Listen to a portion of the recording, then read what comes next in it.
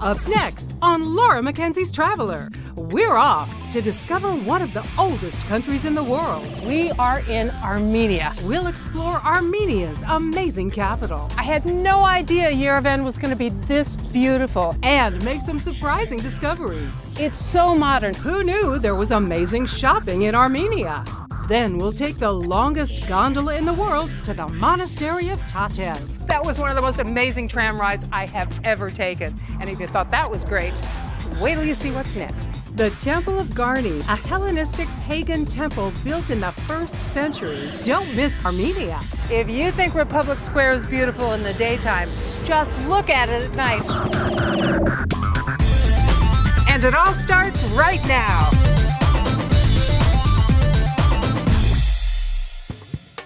We are in a country on the edge of Eastern Europe, and it's one of the most beautiful that I've seen. Hi, I'm Laura Mackenzie, and we are in Armenia. I am so excited. I'm going to show you the capital of Yerevan. I'm going to take you to a cathedral that's almost 2,000 years old. I'm really excited, and I can't wait to show it to you. Our fatherland, free, independent, that has for centuries lived, is now summoning its sons to the free, independent Armenia. The powerful opening lines of the Armenian national anthem speak volumes of the small republic that embodies one of the oldest cultures and countries in the world. An incredible 3,500 years of recorded history chronicle Armenia as a great power just before the 1st century AD, becoming one of the oldest, strongest, and most culturally advanced civilizations in the known world, whose borders stretched from the Caspian Sea to the Mediterranean. Today's Armenia is a fraction of the size of ancient Armenia and the smallest of the former Soviet republics. But for what it lacks in geographic size, it makes up for in the warmth and welcome of its people, the beauty of its landscape, an undeniable history, and the power of a persistent and unwavering culture. Yerevan is Armenia's capital, and Republic Square is the heart of the city. Wow, I had no idea Yerevan was going to be this beautiful. Now, this is the city center, and to give you an idea of what everything is, over here, that is the History Museum and the National Art Gallery. But look over here, this sort of pinkish building, that's the office of the Prime Minister. And you see the clock tower? They call that Yerevan's Big Ben. And just like London, this Big Ben isn't the clock, it's the bell. A little trivia. And today's Yerevan is the perfect place to base yourself for exploring in town as well as for day trips and excursions. Yerevan was originally founded as the Fortress Erebuni in 782 BC, and it's been Armenia's capital since 1918. It's artistic, cultural, industrial, and a city of constant growth, with new modern architecture blending with the old. Here, what's new is state-of-the-art, and what's old is cherished and restored. It's an awesome city to explore with discoveries that will constantly surprise you. Highlights include Republic Square with its beautiful architecture and dancing fountains, the popular Matanadaran, the Research Institute and Museum of Ancient Manuscripts, where Armenia's treasured manuscripts are archived, the Yerevan Cascade, a giant stairway that links downtown with the Monument neighborhood, and the brilliant new designer shopping on Northern Avenue. You'll be fascinated with the museums, monuments, and markets. But take time to walk and meet some of the locals who often speak English and who'll happily share the cultural experience of Armenia with you.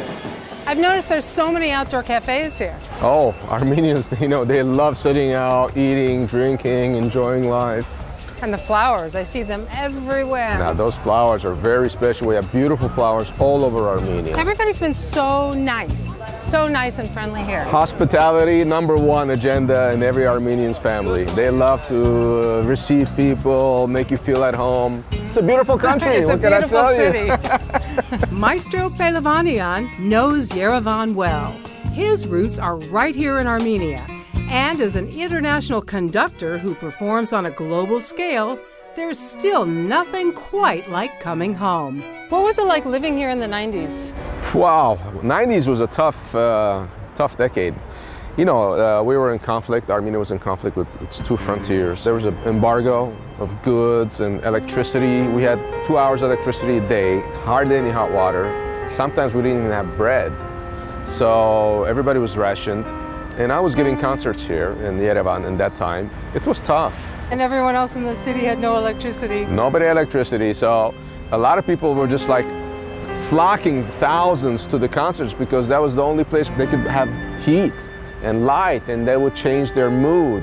And then obviously we're doing concerts, giving music to them, so they were really happy. What about your musicians? And my musicians, yeah, those are tough. That was very emotional because a lot of my musicians were walking to rehearsal from very far away. They had no transport, and I could tell on their face that they were like hungry, problems at home, no food, so I could really tell, you know. But as soon as I began to conduct, they just went, wow, just energetic, and they start giving me all they had and forgot all their problems. And I really think I had some of the best concerts in my whole You career. probably inspired a lot of musicians and kids to be musicians. So what's it like coming back now?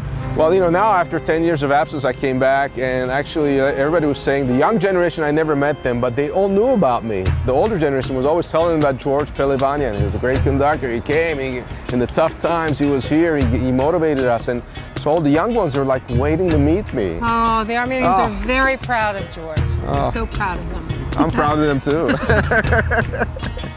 Music is definitely an important part of the Armenian culture. Well, I'm kind of waiting around for the sun to go down because if you think this is pretty in the daytime, you should see it at night. The fountains come alive. They go spraying up in the air. There's colors and there's lights and there's all kinds of music. It's choreographed. You'll hear everything from classical to jazz to Frank Sinatra. It's amazing. The first singing fountain in the Soviet Union. Little trivia.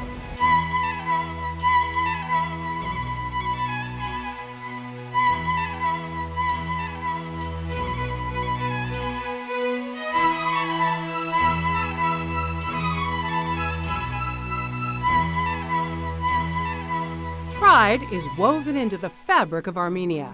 But there is a grisly episode in this country's history that's too often unrecognized: the Armenian genocide. This is the most important museum in Yerevan, chronicling the history of Armenia leading up to the genocide of 1915, as well as the events that followed. Under constant threat of foreign domination, historically, Armenia suffered at the hands of many, the most brutal of which was the Ottoman Turks. Thousands of Armenians were massacred in 1894 and 1896, but by far the most horrific massacre took place in 1915 during the First World War, creating hundreds of thousands of refugees who have relocated all over the world. The Armenian Genocide Museum was built in 1995 on the 80th anniversary of the Armenian Genocide. It was built to raise awareness among international community and to prepare documentation on the Armenian Genocide. The Armenian Genocide Memorial Complex, built in 1967, is the official memorial dedicated to the victims of the genocide and a must-visit while in Yerevan. In 1965, on the occasion of the 50th anniversary of the genocide, demonstrations were held in Yerevan, and after these demonstrations, the Soviet government of Armenia permitted to construct the monument with eternal fire. And still the anthem continues. Here is a flag for you, my brother, that I have sown over the sleepless nights and bathed in my tears. The flag, long an important symbol of Armenia, it's another powerful reminder of what Armenia stands for. So, do you know what the colors of the Armenian flag mean? I know 2 out of 3. I know red is for the blood, blue is for the sky, but I don't know what the orange is. The orange you don't know. Okay, Yeah. it's important because it means the apricot, the fruit. Because Armenian people are so hardworking, they put so much effort in cultivating their lands, and we have one of the most tasty fruits and vegetables in the world. There you go, now we know. Coming up next, who knew there was amazing shopping in Armenia? This was the biggest surprise to me. And some fascinating day trips. Laura, here, look. First century Aramaic graffiti. Unbelievable. Here's a tip. The water in Yerevan is clean and safe to drink. However, bottled water is recommended in the countryside as it comes from wells.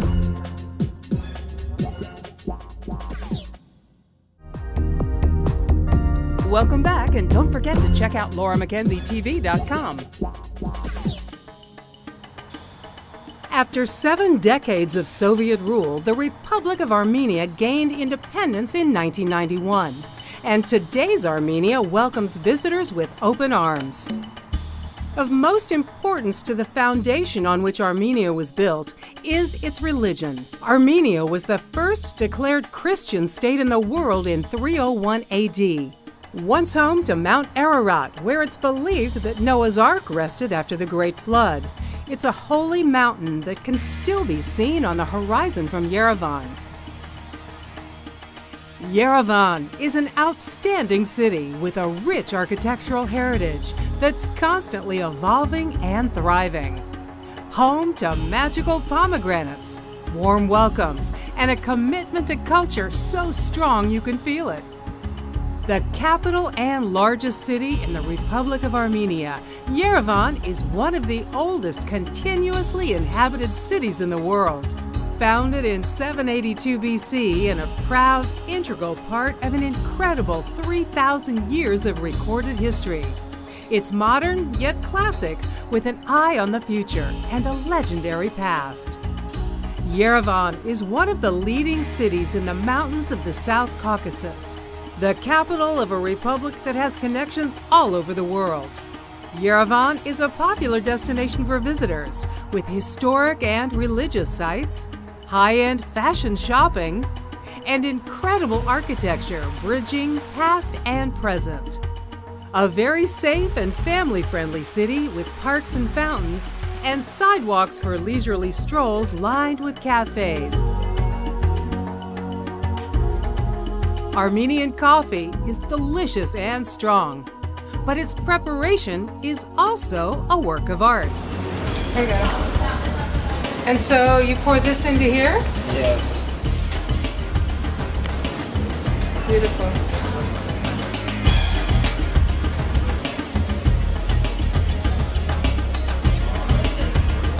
Armenian coffee. Armenians have a very strong sense of family, and the locals are just waiting to show off their pride and joy. So, let's see Yerevan. Starting with a major symbol of Christianity is the logical first step here, because religion is a cornerstone in Armenia. And as the first country to adopt Christianity, the practice and the history is built into the very fabric of everyday life.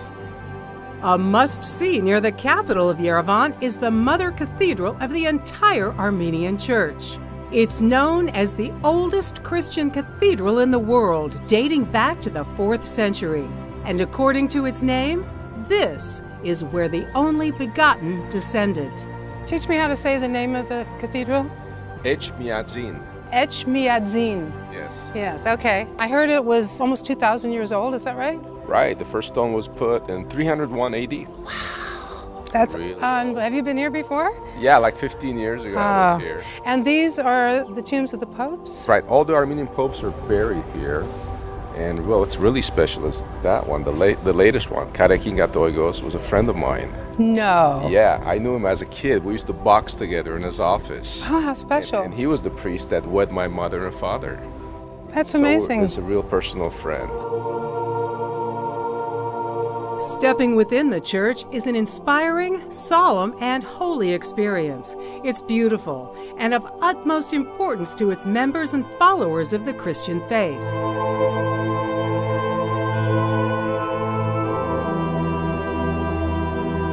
So do you know what some of this means? Oh, there's so much stuff on this. This is like ancient. You know, in Armenia they call khachkars, cross, stones cross. There's a symbolism of Christianity. Actually, these things came about right after Armenia became Christian in the 4th century, 301. And everybody began to have one of these because they used it for births. The kings used them when they had victories. When a monastery was built, they used to have this. So here you have a lot of symbols. You have the cross, obviously, you see that. Wow, so how old are these? Well, they told me it's 4th century. Wow. Yeah, it's really ancient. Do you know what the symbols mean? Yeah, I think this is the grapes, and they mean unity. Okay. The pomegranates you see there, that's fertility. Oh, pomegranate. You know, I was in the market and they said the pomegranate was the symbol of love. Love, fertility. In Armenia. Isn't that cool? Cool. While you're sightseeing, you'll definitely want to leave time for one of my favorite global pastimes, shopping. When you see the Key of Yerevan, you know you're at Northern Avenue, the super modern contemporary pedestrian mall that goes from here all the way down to the Opera House, that gray round building at the end. Now, this was the biggest surprise to me. It's so modern. All the international stores are here. We got Polo Ralph Lauren over here, Emporio Armani here. So if you excuse me for a minute, I'm gonna go shopping. Within walking distance of Republic Square and next to the National Gallery and History Museum, Northern Avenue is the place for high-end fashion. Who knew? Exploring Yerevan is an eye-opening experience, and a general understanding of Armenian history will definitely enhance several day trips you can take from Yerevan. Coming up next, just an hour from Yerevan, come face to face with the past. Unbelievable. In the middle of nature, it's just really quiet. And discover a medieval monastery with a never-ending complex of churches and caves. There's a church carved in the mountains. You go inside and you go into the rocks, and that's where they hold ceremony. Here's a tip. The SAS supermarkets in Yerevan are open 24 hours a day, 7 days a week, selling food, alcohol, and beauty products, plus have a bank and ATM. Welcome back, and don't forget to check out LauraMackenzieTV.com. There's so much to see and do in the Armenian capital of Yerevan that it's easy to forget that there's even more to explore nearby. The Temple of Garni is about an hour outside the city. A Hellenistic pagan temple built in the 1st century, it was dedicated to the sun god Mithra and designed to face the rising sun in the east. Perfect to the last laid stone, it's one of the most well-known pre-Christian symbols of Armenia. Look close, the temple has some surprising messages from the past, as Maestro Pelevanian discovered. Laura, you gotta see this, it's unbelievable. 1st century Aramaic graffiti, unbelievable. And here you have 18th century Farsi. And then we move over here and you have Armenian ornaments, the pomegranate and the wine leaves. And this is really special because pomegranates and universally is known for eternity because there's 365 seeds in it. So that's the symbol of Armenia here. Over here you see the temple, the sun temple, Mitra. This is where the altar was. This is where they used to dedicate all their ceremonies of the sun god. Unbelievable. Wow. I love coming here. I love bringing my family with me. And personally, I've been coming for over 20 years, doing my concerts in Yerevan with the Philharmonic Hall, the Opera House. Armenia is my roots, so it's really emotional for me. I really feel like home here. Near the Temple of Garni, you can take the long and winding road to its literal end. Just past the towering cliffs of the Upper Azat Valley, you'll discover a medieval monastery of Gegard, a complex of churches and tombs. We're in the mountains in this small valley, and what's special about this place, Gegard, it's a monastery. There's a church carved in the mountain. You go inside and you go into the rocks, and that's where they hold ceremony. It's really special. A World Heritage Site, the complex was founded in the 4th century by Gregory the Illuminator and is said to have once held the holy lance used in the crucifixion of Jesus Christ, thus the name Gegard, which is Armenian for lance or spear. Geographically, if you look at Armenia, it's right in the middle between Europe and Asia. So all the big civilizations in the world passed through here. The Greeks, the Romans, the Mesopotamians, the Assyrians, you name it, the Persians, everybody went through here. What's special about it is that Armenia was always surrounded by non-Christian countries, and it's always kept its identity, its religion, and its language. It's one of the oldest languages that we have in the world. Armenia was the first state to accept Christianity as their official religion in 301 AD. Christianity is part of the culture, and you see churches, thousands of them, all over the country. While you're here, make sure to look for the khachkars, the finely carved stone crosses that are symbols of early Christianity in Armenia. For carving on a grander scale, step inside the monastery. This cave is amazing. If you look up here, you'll see a hole in the roof. It was built from top to bottom, carving these columns and arches as they came down, and it took about 10 to 15 years. Now, the nobility in the area built it as their mausoleum, and behind me here, you can see the tombs on the ground. Well, they were built flat, allowing people to walk on them, and that way the nobility felt that they were still serving the people. But what's really special here are the acoustics. Listen. Can you imagine a choir in here? Well, they bring choirs in here, and if you look over there, you'll see a hole at the bottom of the wall there. That's so that the music from the choir can funnel into the church. It's amazing.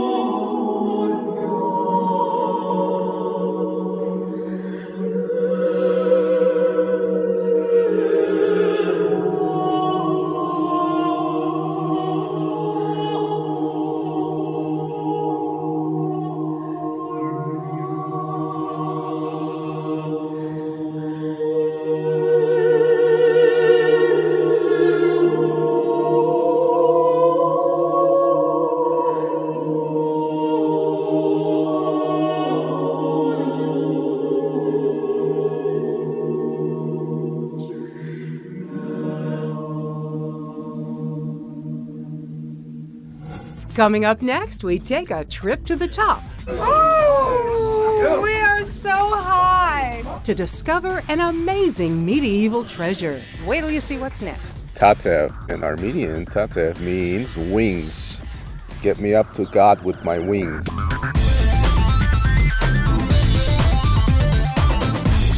Here's a tip. An easy dram to dollar conversion trick is to cover 3 zeros and double what's left. 10,000 dram equals about $20. Laura Mackenzie's Traveler. We'll be right back.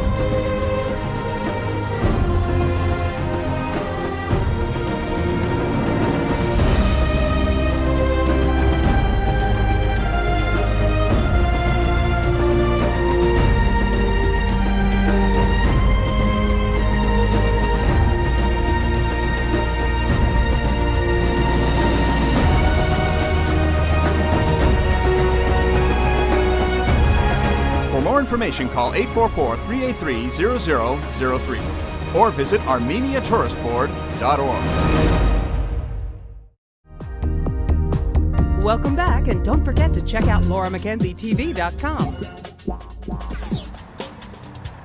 After spending a few days exploring the capital of Yerevan, seeing the sights and taking day trips into the mountains, you can extend your vacation with an excursion to the village of Tatev.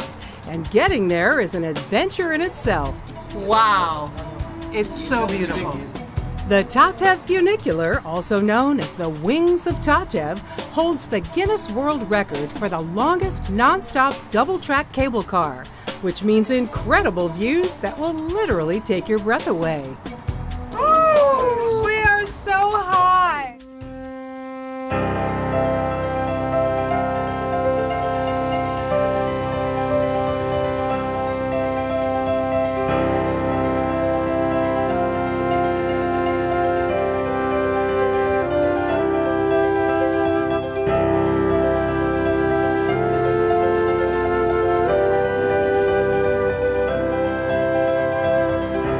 This amazing aerial tram takes you on the trip of a lifetime, traveling at 23 miles an hour for an unforgettable 10 minutes. At one point, you'll be 1,000 feet above the Vorotan River Gorge and its rural village below. When you reach the top, you'll be on the edge of an ancient rocky cliff surrounded by gorgeous green mountains. Wow, that was one of the most amazing tram rides I have ever taken. And if you thought that was great, wait till you see what's next. Perched on the edge of the gorge is the medieval monastery of Tatev. Its centuries-old stone block walls stand tall, a necessary feature of the past, but not so formidable to present-day tourist invasions. This is beautiful. How old is it? 10th century. And the name of it is? Tatev. In an Armenian, Tatev means wings. Get me up to God with my wings. And how'd they find that name? Because we're up on the mountain? Yeah, no, I guess, no, the real story is that when they were constructing this church, a worker fell down into the canyon. And then he prayed to God. He said, God, give me wings so I can get up. And legend says he came up with wings, so it's Tatev. Tatev. Remarkably, the monastery has been standing for more than 1,000 years, surviving invasions, attacks, and earthquakes. Not simply a monastery, this was also the biggest and most advanced university in Armenia during medieval times.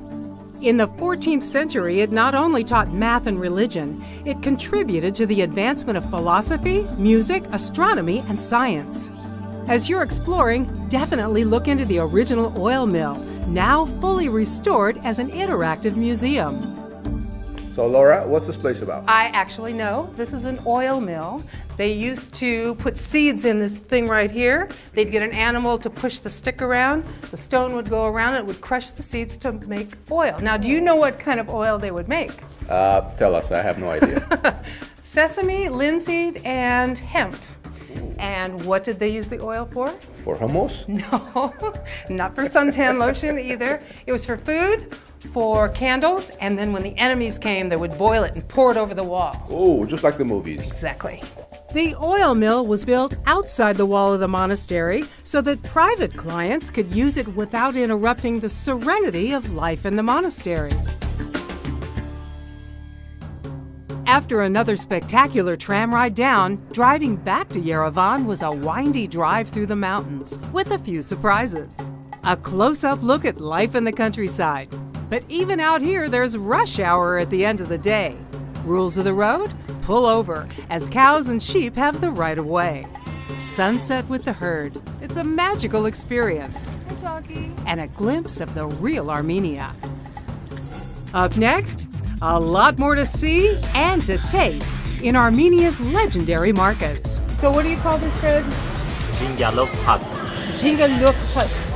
Jingalov hut. Jingalov huts. Jingalov huts. Do you know how to spell it in English letters? Oh, No. Okay. Here's a tip. Many international labels have shops in Yerevan and most accept credit cards. Your credit card exchange rate is set when the bill is computed, not on the day of sale. Laura Mackenzie's Traveler will be right back. Welcome back, and don't forget to check out lauramackenzietv.com. I had no idea that Armenia was this beautiful or this exciting for tourists, and I think it's one of my new favorite places. Every European city has a market, and Yerevan is no exception. I'm no expert in the kitchen, but I love to try authentic local cuisine, and it doesn't get any more real than this. This type of Armenian bread has 37 different herbs and is traditionally made by hand and by a woman. It's said that the preparation is like a mother nurturing a baby, made with love. Really good. Doesn't need salt, doesn't need cheese. Similar but better than spanakopita, and while I can't pronounce the name of the bread, So what do you call this bread? Jingalov hut. Jingalov huts. Jingalov hut. Jingalov huts. Yeah. Jingalov huts. Do you know how to spell it in English letters? Oh, No. Okay. Jingalov huts. however you say it, I definitely enjoyed it. Elsewhere in the bazaar, you can find all things pickled, all things juicy, all things colorful, and definitely local. Food, clothes, souvenirs, and very fresh eggs. The one thing I love about traveling is going to all the outdoor markets. Yerevan's outdoor market is incredible. This is the Vernissage market. It's open only on the weekends. You want carpets? We got them. You want pottery? It's over here. Antiques, jewelry, clothing. It is so much fun just to wander around. Oh, and don't forget to bargain. Bargain hard. If you miss the weekend, there's another option indoors. This market is open every day, and it's where everybody comes for their dried fruits and nuts. It's what Armenia is famous for. For example, I've never seen this before. This is the inside nut of an apricot seed, and it tastes like an almond. And they say it's really good for cancer. Now, normally, dried fruit that we're used to looks like this, but look at these over here. This is so big and juicy. This is a tomato. Not sure what this one is, but I do know that this is watermelon. Isn't that just incredible? And this is regular melon. Apricots, of course, apples over here. Oh, this is really great. This is what they call Armenian Snickers. Can I try? Yeah? Grape juice nuts. Grapes. It's grapes and walnuts. Armenian Snickers. Same consistency as a Snickers. A little chocolate flavor too. Want some? Now this is a persimmon. I always thought persimmons were sour, but this is a really sweet one. It kind of tastes like a fig. And you can taste anything you want. It's really great. And if you're thinking, that is great, but how do I get it home? Not to worry. They have them packaged so you can take them home as souvenirs. Easy, right? Until it's time to pay. How much is that one?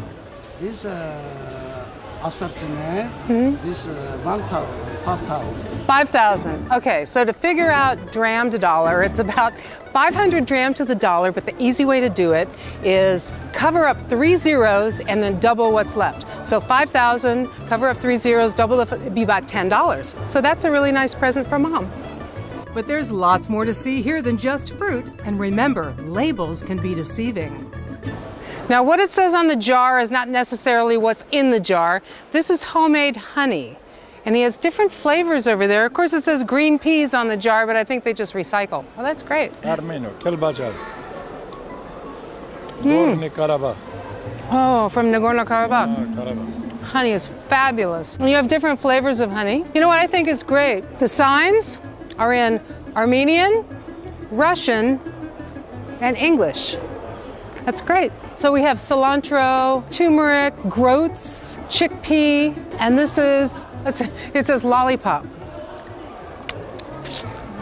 It's just crystal sugar. This is incredible. Thank you so much. And if you look up here, you see the baskets.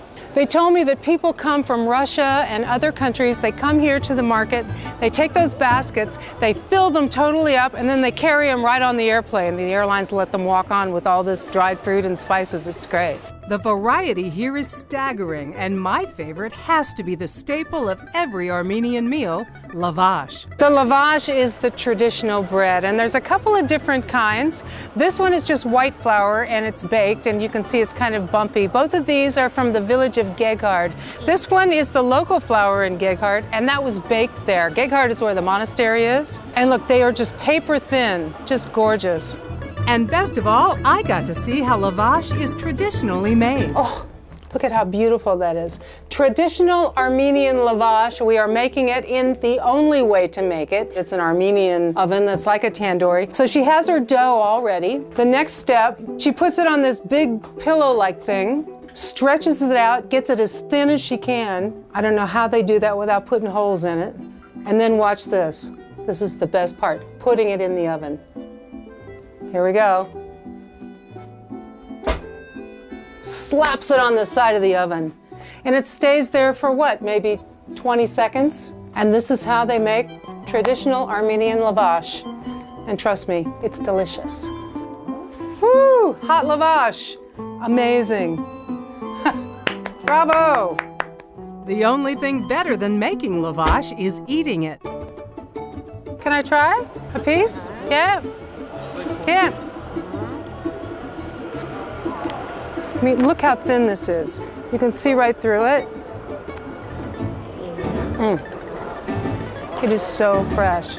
And fresh is what it's all about. No wonder Armenians are masters of hospitality. Everybody's trying to feed me. He just brought me over some of the local cheese. You just basically put everything in lavash and roll it up like that. It's very good like that. For you? Up next, beauty and art meet culture and tradition for a family photo. And a time-honored tradition comes to life right before your eyes. This is hard. Pull it through. It's not as easy as it looks. It's so frustrating. Let me see you do fast. And the nightlife in Armenia, from the traditional to the tremendous. Check out these lights. Here's a tip. You can email your hotel concierge in advance for restaurant, driver, and tour reservations so you can plan your schedule before you arrive. Laura Mackenzie's Traveler. We'll be right back.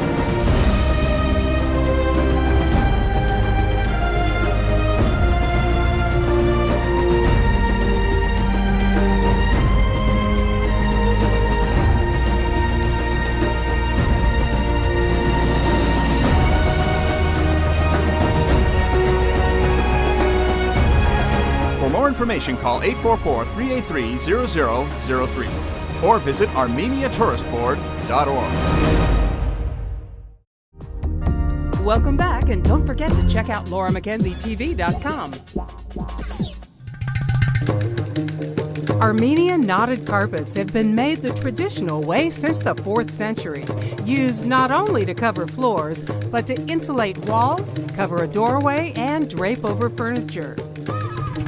Here at Majarian Carpets, these centuries-old traditions are strictly adhered to, especially in the use of natural colors.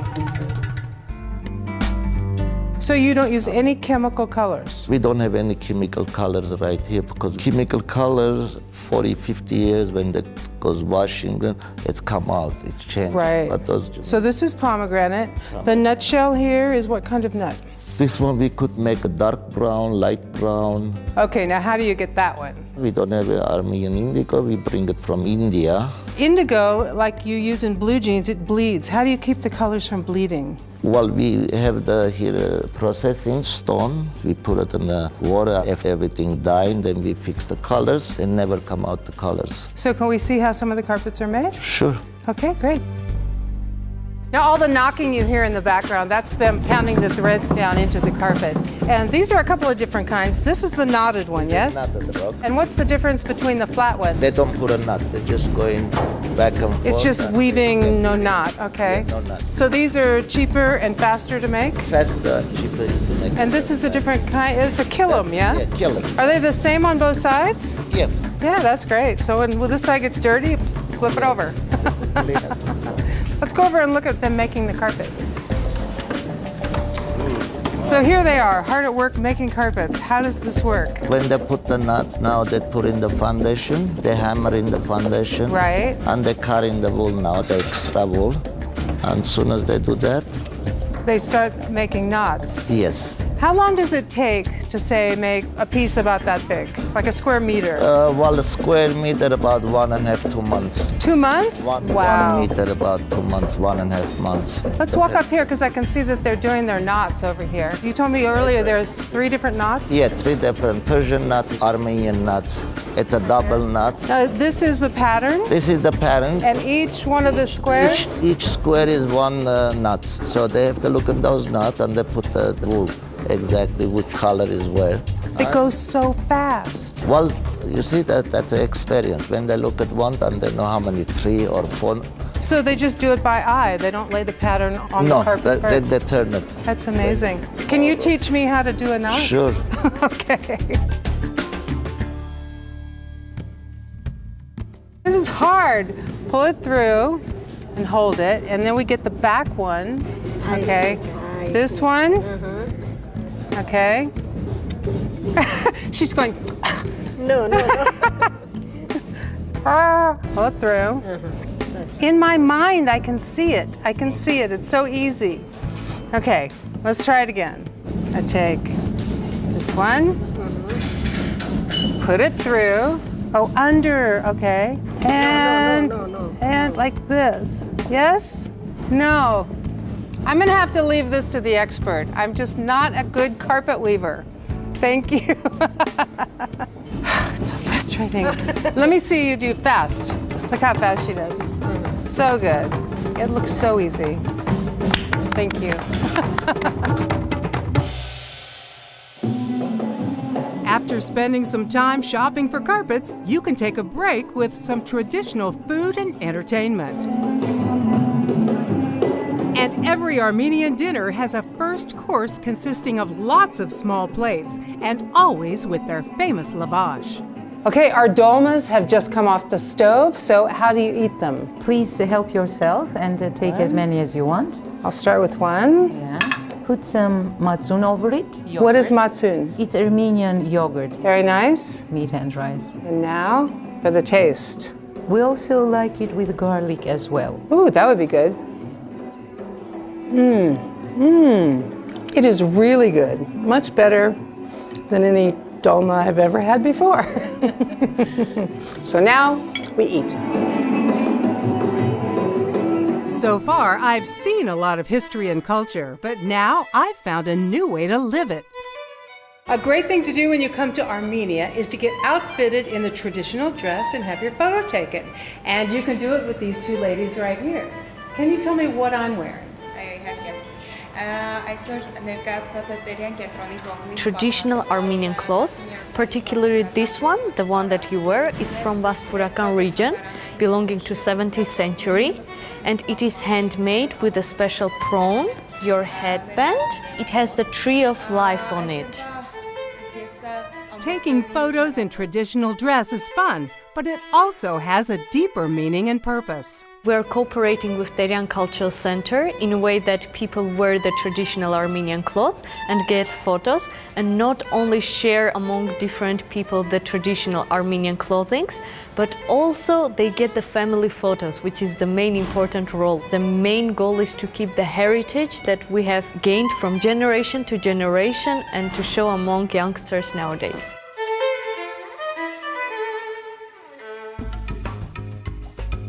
After a long day of history and culture, head on back to Republic Square. This is where it all happens, including an increasingly famous nightlife.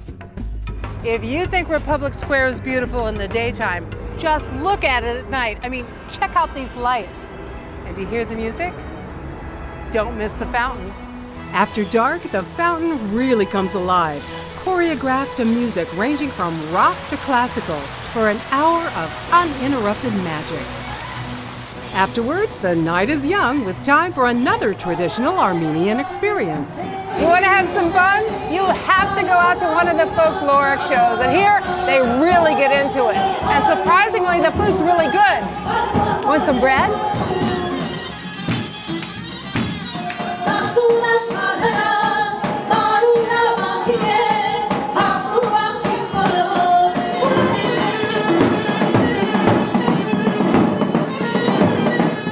Music, dancing, food, and fun for the whole family. A perfect end to a perfect vacation. Armenia and its gorgeous capital city of Yerevan have earned my respect, my trust, and my admiration. This has been more than a vacation, it's been a discovery of a new friendship. Well, were you surprised at Armenia? I know I was. I hope you enjoyed seeing it with me and that you'll join me again next time from another terrific place somewhere else around the world. From Yerevan, I'm Laura Mackenzie. Bye-bye.